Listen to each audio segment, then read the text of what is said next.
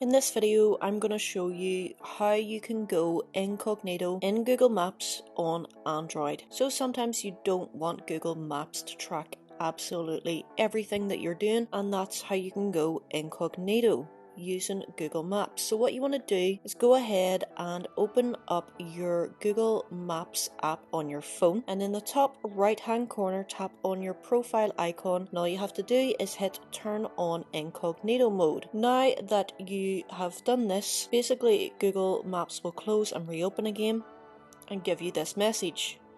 Go ahead and close the message, and then basically you can start your journey without Google Maps tracking you.